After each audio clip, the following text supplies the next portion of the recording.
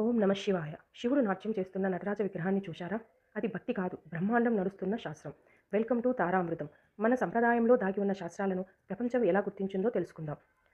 నటరాజ విగ్రహాన్ని చూసినప్పుడు శివుడి చేతిలో డమరుకం, ఒక చేతిలో అగ్ని, ఒక్క పాదం ఎత్తి ఇంకో పాదం రాక్షసుడిపై ఉంచి నాట్యం చేస్తూ ఉంటాడు. దీనిని నటరాజ రూపం అంటారు. ఇది సృష్టి, స్థితి, లయం, తిరోగతి, అనుగ్రహం అన్న 5 శక్తుల సంకేతం. దీనిని మనం శాస్త్రపరంగా అర్థం చేసుకోవడానికి ప్రయత్నం చేద్దాం.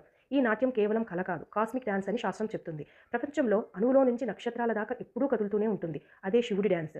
చేతిలోని డమరుకం శబ్దం ద్వారా సృష్టి, అగ్ని లయం, రాక్షసుడిపై నిలవడం అజ్ఞానం మీద విజయం, సర్పాలు శక్తి ప్రవాహం, ఎత్తిన పాదం మోక్షానికి మార్గం. ఇంకొక షాకింగ్ విషయం చెప్తాను వినండి.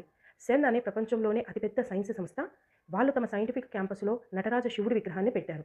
ఎందుకంటే శివుడు అంటే కేవలం దేవుడు కాదు, ఎనర్జీ, మ్యాటర్, టైం అన్నిటినీ కలిపి శక్తి అని వారు చెప్పారు. మన పురాణం, మన శాస్త్రం ఒకటే. శివుడు ఆడే నాట్యం మనం పుట్టడం, జీవించడం, తిరిగి కలిసిపోవడం అన్నిటికీ ప్రక్రియకు సంకేతం. ఇదే మహాశివుని నిజమైన రూపం.